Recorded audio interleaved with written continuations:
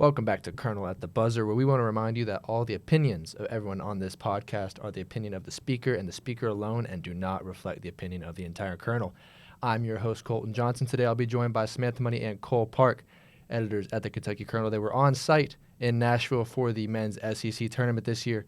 We'll take a deeper look into everything Kentucky basketball, including the NCAA tournament, all that and more next.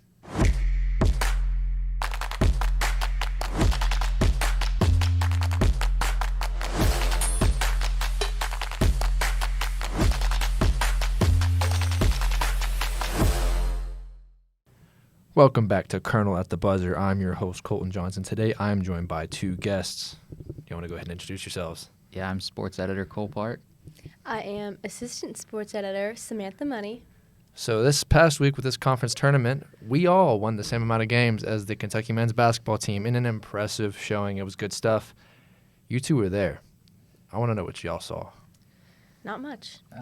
I saw a lot from the media workroom because the Wi-Fi wouldn't work on the court. So Dude, we had the same thing at the women's tournament. I know. It's like that every single year. I had to go back in the workroom and pull it up on a TV to watch, actually cover the game with doing live tweets and all that. But actually, in terms of what I saw is bad basketball. A lot of good basketball covering the whole tournament and a lot of bad basketball covering Kentucky's Specifically, game. I got you. 87 points to lose by double digits. Yep. Is there anything more Kentucky than that? I mean, maybe Alabama. But is there anything more Kentucky than that? I mean, allowing Texas A&M to get the exact same score both times is a little more Kentucky than that. Hey, they actually improved, though, because they did it in regulation this time, not even overtime. I know. They scored crazy. exactly 97 both times. That's ridiculous. Impressive. I mean, it's just last time they played them, it was the same problems. I mean, Wade Taylor and Tyrese Radford, they combined for 55 points.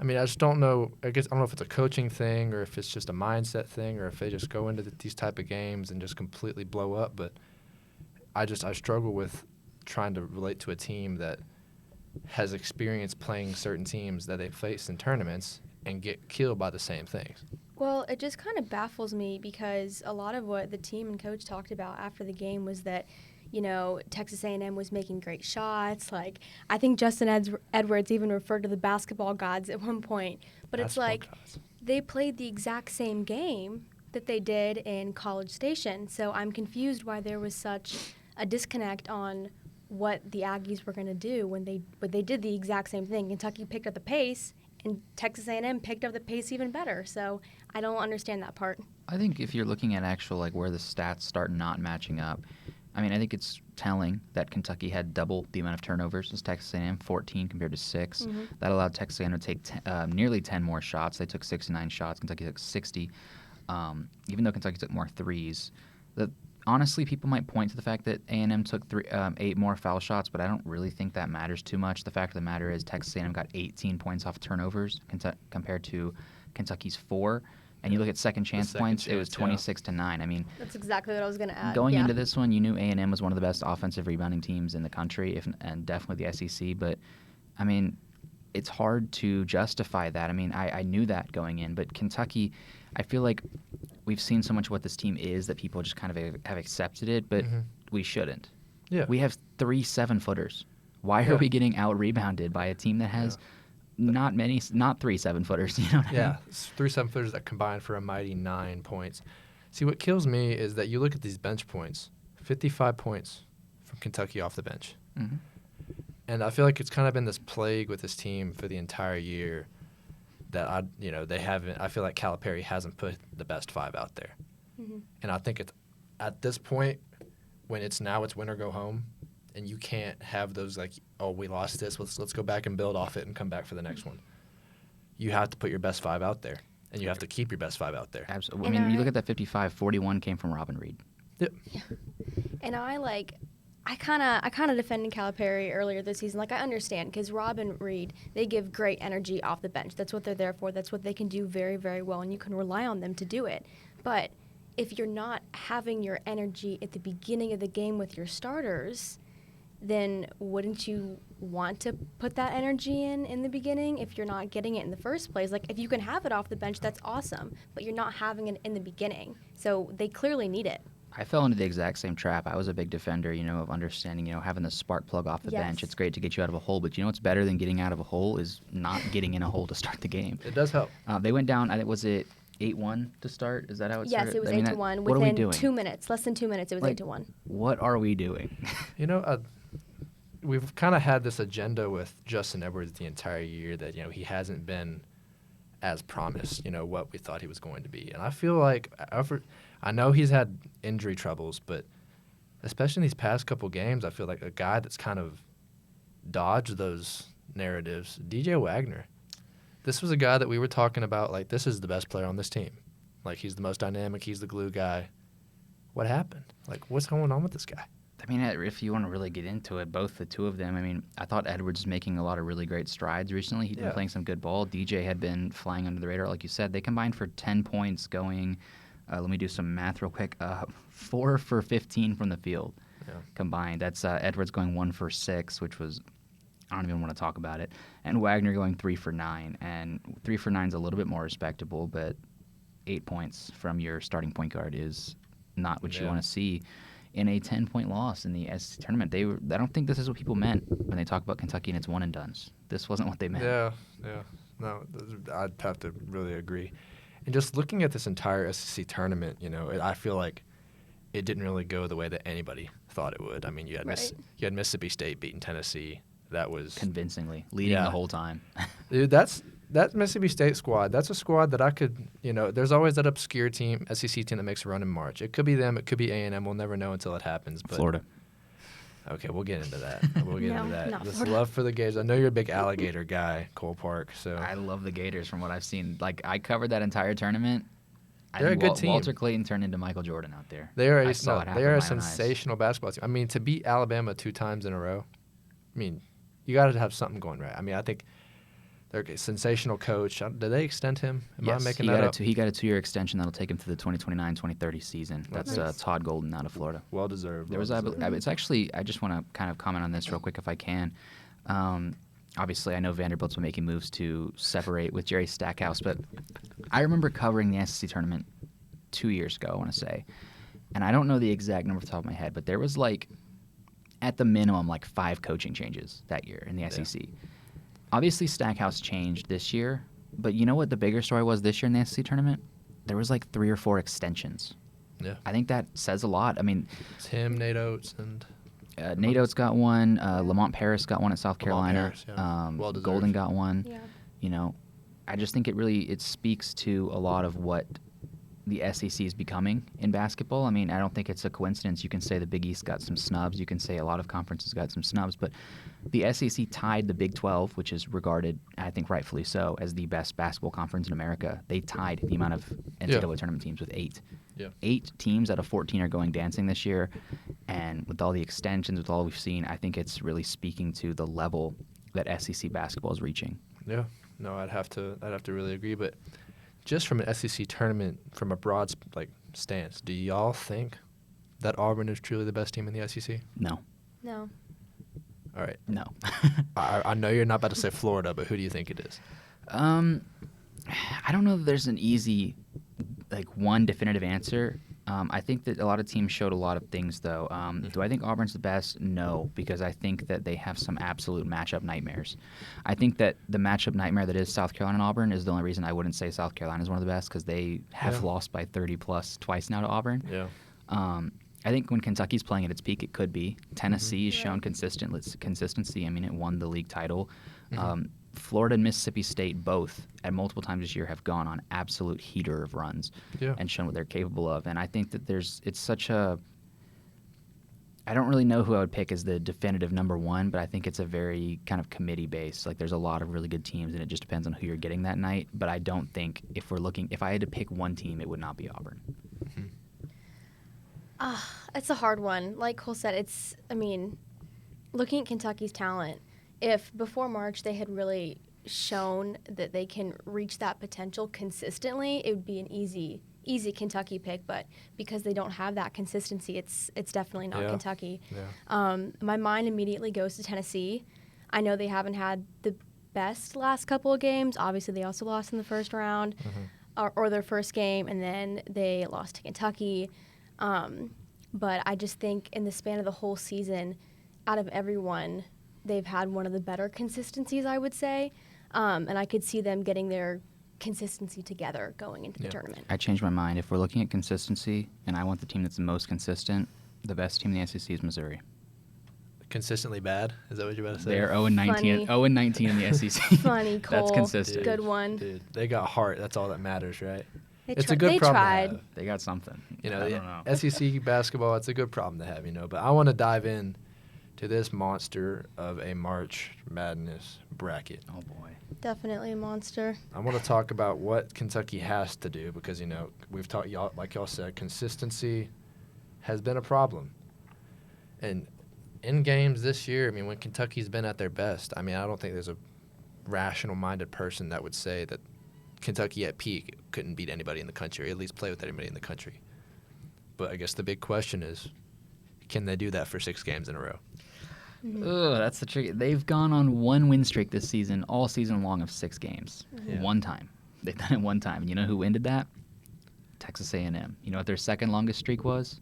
5 games. You know who ended that? Texas A&M. Texas A&M. I was literally, yes, exactly. It's so frustrating. And you know who's on there? Who's in their region? Who they might play in the Elite Eight if it happens? Texas A&M. Yeah, they said something about the Aggies, man. They got our number. But looking at specifically the South region, I mean, most likely, I mean, I know you have Marquette losing to Florida. I do. A hot take, but I do. I mean, what's crazy is I have that, but I could just as easily see a Colorado out of the first 4 upsetting Florida. I really could. I was about to say, what if Boise State comes through and knocks the Gators back to Florida, you know? It would not shock me. But, I mean, that's one. I mean, you like to tell yourself that Oakland should be a pretty easy game, you know. That's, I mean, a couple years ago, people thought St. Peter's was a easy game, you know. It happens. It's March. But, I mean, the second game. Going to be tough. It's going to be a tough game. I don't think no matter who they play, because you have NC State, who's hot right now. Mm-hmm. They went a 10 seed that just went and won the ACC tournament because they wanted to. Made no sense. 5 games in 5 days. It was impressive. I picked them to beat Texas Tech, which I know is a very controversial decision. I did not. I know. We argued about it. Well, I mean, Texas Tech, I mean, to me, I mean, they're part of a really stacked Big 12. Yeah. They're kind of middle of the pack in the Big 12 for me. But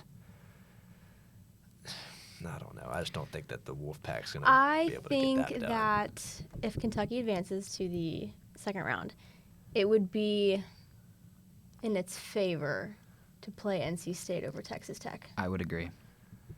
Oh, yeah. I pick, so Oakland, you know, I want to just, ever since I learned from the St. Peter situation, they got one line. They got one line in my 2020, was that 2022? Yeah, 2022, my NCAA tournament preview, they got one line in it. How'd that go for me? I learned. I did my research on the Golden Grizzlies, I promise. Yeah. You know, the auto bid winner out of the Horizon League, shout out Northern Kentucky University. They have a solid resume with wins over Xavier and Marshall. Marshall is their second best win, I would say, so that says a lot. But the thing that worries people about Oakland is they've played really close with teams like Ohio State, Illinois, and Drake, but the latter two were both tournament teams. However, they weren't able to get it done. You know, Trey Townsend is a scary player who averages 16.9, shoots really good from 3, but I don't care. I'm saying it. Kentucky's beating Oakland. So help me. They better. But you get to the second round, and I think Texas Tech scares me the most, to be honest with you. Oh, yeah. Mm-hmm. No, they're a terrifying team. They're only 5 spots lower than Kentucky in KenPom, and they have the number 45 defense and number 23 offense. So that's worrying to me. I mean, when you look at their losses, they have losses to non-tournament teams. What's their defense? Number 45. Okay. When you look at their losses, they have losses to teams that didn't make the tournament, but there's not a single team on this that I'm like, that's a bad loss. They lost to UCF, Cincinnati in conference play, who, mind you, those teams also at different times upset Kansas and other teams like that. And they lost to Villanova, who was just on the edge of the tournament regardless of their win-loss, and Butler, who was also on the bubble for a little while. So there's not really any bad losses in there. And you look at their wins, they beat number 7 Texas, they swept BYU, they beat Kansas, they beat TCU, and they beat Baylor. They can beat good teams. I mean, the Big 12 is a gauntlet. I get it.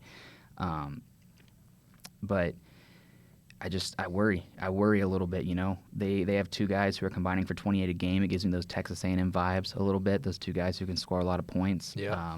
And they've got a good defense and an offense that I think will be good enough to take advantage of Kentucky's really bad defense if they're not going to lock in. And that, if I was picking straight up by my gut feeling, I don't know that Kentucky beats Texas Tech. The thing with me is I feel like for both of those games, for Oakland and then if they advance, play the winner the next one, I feel like we're going to be able to decide right then and there within 5 minutes if Kentucky's going to win or not. Because you can tell if their defense walked on the court or it didn't, to be quite honest. Very seldom does it. You can tell it when it's there and when it's not. Well, let's look at it from like a super looking forward hypothetical. Let's forget about A&M from the other side of the South. Let's talk about this monster of a Houston team. Now, defense is the name of the game in Houston. I mean, nobody does it better than they do. But in a weird way, Kentucky has kind of done well with some of the higher defensive ranked teams in the conference, apart from South Carolina, who is, I think, the best in the SEC. When it comes to points per game. I could be getting this stat backwards, but I believe I'm getting it correct. I think there's a stat that says, looking at the NCAA tournament, teams that are slow, you know, that want to grind it out, those Virginias, Houstons, Iowa States, when they play teams that are go, like Kentucky and Alabama, the faster team tends to win. Yeah. Makes sense. It's March. But when you talk about like a sustainable type of style of play, especially for March, you know, we have to win 6 straight games. I think a team like Houston that does a lot better when they score 65 points and win, as opposed to a Kentucky team that they could score 95 and it could be a dogfight. You know, when you talk about a game that you'd rather be in. Right. But how do y'all think that in a hypothetical scenario that Kentucky throttles Oakland, beats Texas Tech, beats the winner of Marquette and Florida, if that happens, how are they going to do against a Houston Cougar team? I mean, my bracket has Houston in the Final Four. I mean, so if that tells Cole you. has no hope. But, like, I mean, I don't know. It's tough to say because we're all human at this table. We all saw what Iowa State did to Houston, the Big 12 title game. And I know it's one game, but it was very telling as to what could happen to a Houston team. It's recency bias, I know, but it's bias nonetheless. But when you look at the body of work, I mean, Houston's been electric all year long. They were the #1 team in the AP poll and in the country going into that game. Yeah. And I think UConn was always probably going to get it, but Houston, until that game happened, had a case at getting the #1 overall seed. Didn't help themselves, did they? No. But I think that in terms of what I'm looking at with that, I think that if anyone could upset Houston, it might be Kentucky I was in that bracket. just about to say, this might be a really weird take, but I would almost rather Kentucky play Houston first before Texas Tech. I probably would too, Is that quite weird? frankly. I mean, I just like gut feelings. It kind of just feels that way. I mean, this is a Kentucky team that, for all like, if we're being honest with it, they could lose to Oakland. They really could, but they could also beat Houston. Exactly, I could see which is why it's so hard to predict it. And nothing would surprise me. Nothing this team does is going to surprise me. No. I mean, they could. I mean, you look at how they played Kansas without their big guys. Mm-hmm. Like, and how they played North Carolina. Where they need that defense. Yeah. I'm trying to count. I mean, they won a defensive battle against Auburn in the Plains. Yeah. They so won a like defensive grind it out at Arkansas. I mean, they can do it. They're capable of doing it. Yes. When you look at that team, that's exactly what I say is they're capable of doing it. That's a narrative that I don't think anybody would disagree with. Like, if Kentucky can play like they played against Alabama, they're winning for 6 games straight. They're winning the national championship. That's not a point that anyone was going to really try to debate. But it's just that if they can do that. I mean, there's question marks around it. It's March. It's just how it works. I think Calipari's a very different coach than Nate Oates is, but Nate Oates spelled it out better than anyone I've ever seen. And he was very blunt after the NCAA tournament loss to, I forget who they lost to, but he was very blunt. And he said, and I quote in the press conference, not and I quote, but he said in the press conference, if we're not willing to lock in on defense, we're not going to be in the tournament very long. He said that straight up, and that's the same way for Kentucky. Kentucky is capable of beating anybody in the country, I think. That I thoroughly, in my heart, believe it. They have a win on a neutral over #1 seed. I think it's a fact. Yes. I think it's a fact at this agree. point. Mm-hmm. But if they're not willing to commit to playing that way, they're not going to be there very long. If they're not willing to commit to playing defense the way they played in Auburn or the way they played in Arkansas, or at least half of that, they're not going to make it out of the first weekend. Not even a quarter of that showed up in Nashville. Nothing showed up in Nashville. And it shocks me that they maybe don't say they see it themselves because, I mean, all those threes, more than half of them, they were open. Mm-hmm. Yeah. Wade, they're open. So it's like just try, just show up, just do what you were doing at Kansas and Auburn and against Bama. I don't understand. I think I'm a thorough believer that if Ole Miss could have thrown it in the ocean when they were at Rupp, they would have beat Kentucky by 20. Yeah, great. The amount of open threes I saw Flanagan take that just hit off front iron, hit off back iron, like bounced out to the timeline. It was painful to watch. But I'm looking at this bracket. Also, shout out Ole Miss for just saying no to the NIT. That's funny. Yeah, that's funny. Correct me if I'm wrong, but I am seeing 3 Kentucky teams in this bracket. Western Kentucky and Morehead State. And the Wildcats. Dude, God forbid we see a Elite 8 Sweet 16 matchup of the Western Kentucky WKYU Hilltoppers. and Kentucky. Dude. Hey, big news for WKU, though. I want to pull this up so I can get it accurate because this was actually a bigger deal than I think people gave it credit for in the state of Kentucky. But Western Kentucky this year officially became one of 7 programs to reach 48-plus 20-win seasons. You know the other 6 teams that have done that in all of college basketball, along with Western Kentucky? The Blue Bloods, aren't they? The Blue Bloods. Kentucky, North Carolina, Duke, UCLA, Kansas, and then Louisville. Dang. So Western Kentucky's not – they've been consistent. You can give it to them. I don't know if I'm losing my mind here. Is Dante Allen still on that roster? He should be. Dante Allen? He should be. I don't know. Kentucky legend, I'm Dante losing Allen. my mind. Dante Hey, Allen. speaking of wanna Kentucky say legends, no. speaking of Kentucky, I think I'll he go- is. Give it a quick Google. Speaking of Kentucky legends, though, shout out Devin Askew, filing out the paperwork to leave Cal, go to the transfer portal once again for his 4th school. Yeah, see how that goes for that guy. Go, Devin That's my guy.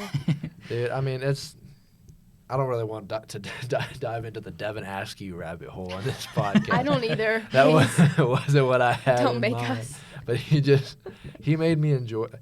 I'm sure he's not listening to this, but he made me enjoy basketball less watching Devin Askew play basketball. That reminds me of the Virginia-Boston College ACC title game that people said on Twitter, quote, set college basketball back 20 years. The Dang. second that he Harsh. signed that letter of intent to Kentucky, it all was downhill after that. Oh, I want to know the final score of that Virginia-BC game. In overtime, by the way, I want to point out. In overtime, it was 67-55. That set college basketball back a decade, for sure. That's impressive. 55 points in 5 periods of basketball is impressive.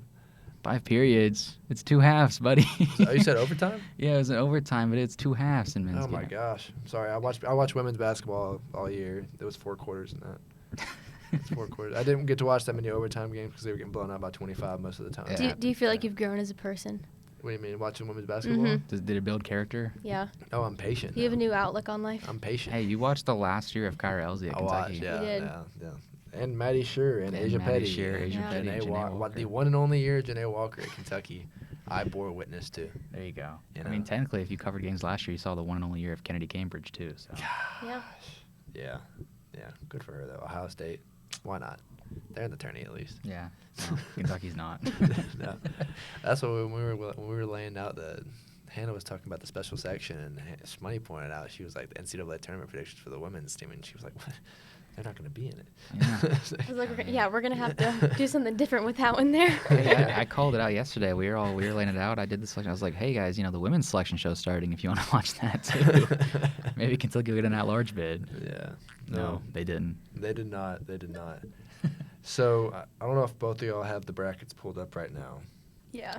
but I haven't made mine yet, so you gotta Haven't give me a made it? break. I okay. have made Well, mine. Cole, I'm gonna start with you. We'll go to me. Shmoney have to be ready in the next 45 seconds. Oh boy. Cole, ring off your Final Four to me right now. Okay. What is it? In the East, UConn. Fair enough. Top right's the South, right? Yes. Top right in the South, I have, I want to say I have Creighton. South is Kentucky's. Creighton's in the Midwest. Okay, then I have Creighton out of the Midwest, and in Kentucky's I have Houston. That's right. Houston. Wow, huge number 1 seed guy. Yeah, Creighton, and then Baylor. Yeah, okay. Then I got UConn over Baylor, Creighton over Houston for the all Big East title game with UConn going back-to-back. Okay. Didn't you say Grand Canyon at some point? And the Sweet 16, yes. Okay, but not the Final Four. No, they're beating St. Mary's and Yeah. they're beating Bama, Grand Canyon to the Sweet 16. There's going to be that Instagram post that's going to be like, there's one bracket not left busted, and it's going to be Cole's It's because mine. he's going to have Grand Canyon University in the Sweet 16. He'll I be the will. one guy that is called I'm that. going to do it. Okay, I'll ring mine off. I'll start with the West.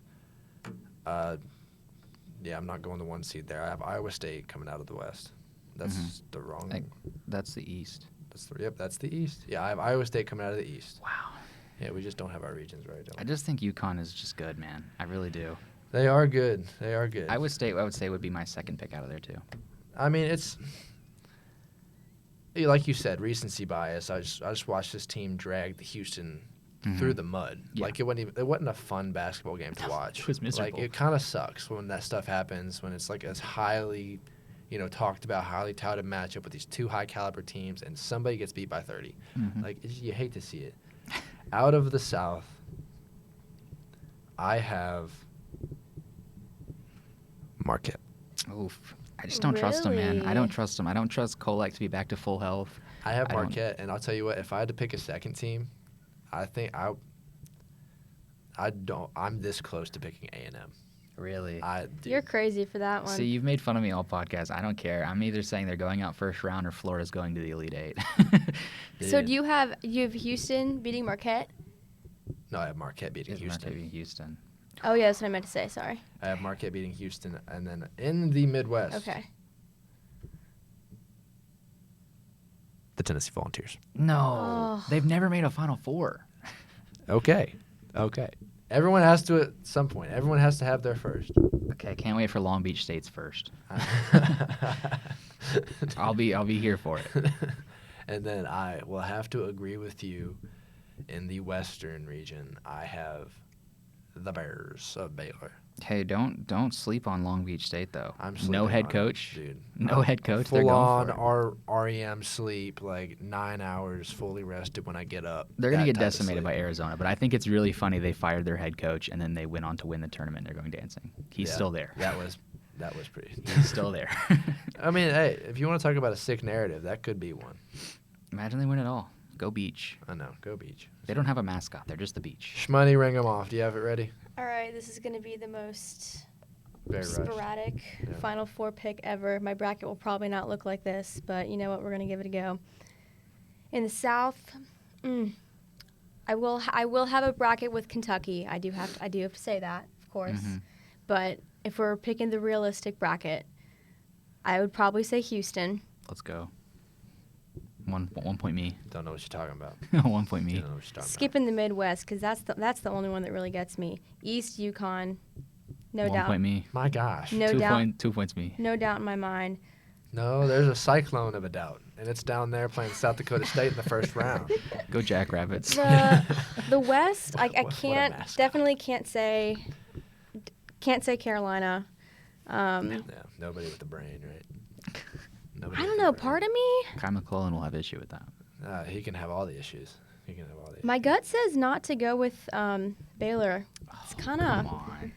I don't know. Your gut's wrong. Arizona's kind of, Oh my gosh. I don't Arizona? know. If I had That's to, worse than my Tennessee pick. if I had to pick something different, and just very briefly looking at their route, but I don't know.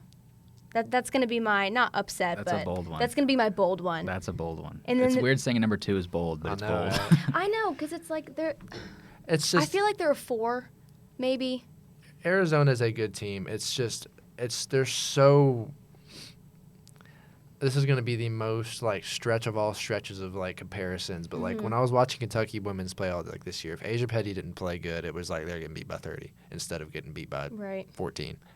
But and I think that's the same narrative with Arizona. If Caleb Love doesn't have a game, it's like they're But if not he even in does? contention. I cannot put But if any. he does? I love the conference. I'm sad it's dying. I have no faith in the Pac-12. No. I don't. I'm sorry. Washington State, Oregon, Absolutely not. Colorado, none of them. I don't have faith All in any right, of them. all right. Let me get my Midwest pick out I here. have Washington State getting upset in first round also. Orange. It's the orange team. I would pick St. Peter's before I pick Tennessee. Colton. What the That's heck? funny. That would actually be really funny if it happened again, though. That'd be really funny here in Lexington. I was praying they'd put him against Purdue. Dude. Who did you say, Cole? You said Creighton, right? I did say Creighton. So Yeah. all right, just apart from the fact Kansas, that they've never made a Final Four, is it really crazy to have the Volunteers in there over Creighton? Okay, so I'm not saying that Tennessee's if you're looking at but the thing is Tennessee's always a regular season team. They're always really good in the regular season. They fall apart. Remember when they lost to Michigan 2 years ago? That was 11-seeded Michigan. Hey, R.I.P. Jerron Howard. R.I.P. that career. No more punches thrown in basketball games. Let's go. Yeah. I think my Final Four team's the Longwood Lancers. Let's go. I don't know. I would have to say Kansas or Tennessee. Kansas with negative depth, 4 good players. I'm dry heaving right now. I got Kansas going out first weekend, I think. I do love that none of us said Purdue. Yeah. No, I don't see it. I mean, I guess if it was like Purdue and Here's my take about Purdue. If Purdue were to win the whole thing, would Kansas. I be shocked? Probably not. But I'm never going to predict it until they prove they can. Absolutely. They're not making it past the second round. After last year, no. I haven't made a bracket that hasn't passed the second round. I have them losing to Utah State in the second round. No, I mean, it's ridiculous. Colton, I keep going through this in my mind, and I gotta say, I'm kind of, I see and respect your Tennessee decision. Volunteers. You shouldn't. Make Pinto happy. Don't make Pinto my happy. gosh. Let Pinto cry. Put the orange in the 4. Gaudy orange. It's a very pleasant shade. Rick Barnes is not a Final Four coach. Someone told me He's that good I enough wore to be there, but he never is. Tennessee colors to the SEC tournament, and I did not. Was it orange? I had on a cream shirt, and it was a very, very light Okay. orange. It was not a gaudy orange. Okay. I took a lot of offense to that. Well, you should have known better wearing any shade of orange. Yeah, I would agree. Unless it's like rust orange. It was like super light orange. You know what I love about Rick Barnes, though? I did not look like a Tennessee fan. He went from I wanna Texas get that out there. Texas to Tennessee. He just likes orange, I guess. I love that in his in most of his post-game press conferences, like his team could play well, and he gets in there and he's like, well, he just like starts ringing. It's like what Rick Pitino did to his squad earlier this year. But he's just like he just rips into him. He's like, well, I just need to get a new set of basketball players. These guys can't get it done. Oh, he had some kind of quote He's that very made me laugh critical. pretty hard. I want to see if I can go find it on my profile. Now we got to get out of here, but because He I was cracks me up. tweeting all of the a bunch of quotes from all the different coaches and the pressers and whatnot, and Yeah. Tennessee had some funny ones, I think. St. Peter's if I over can find Tennessee. him in here. Every day. Yeah, he You're said. losing your mind. Um, Nobody gave South Carolina a shot. he said that first 20 minutes, I haven't seen that team all year. Our defense did not help us at all today. And it typically does. But we're gonna end it on that. Cole, are you going to Pittsburgh? I am. You and Ali? And Smoney.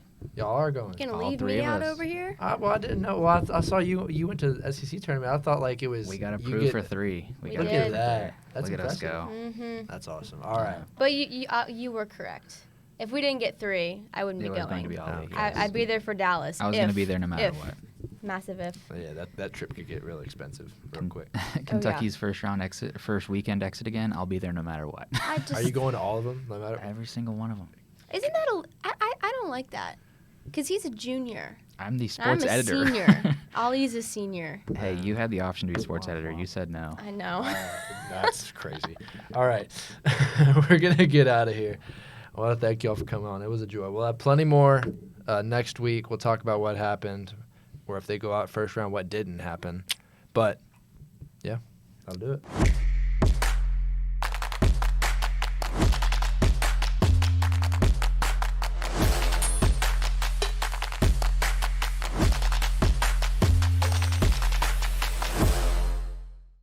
We hope you enjoyed this episode of Kernel at the Buzzer. We'll have plenty more coverage from the final week of Kentucky men's basketball's season. Until then, I want to encourage you to go to kyKernel.com or kyKernel Sports on Twitter or X for all your UK athletics coverage. And until then, I've been Colton Johnson, and we'll see you next time.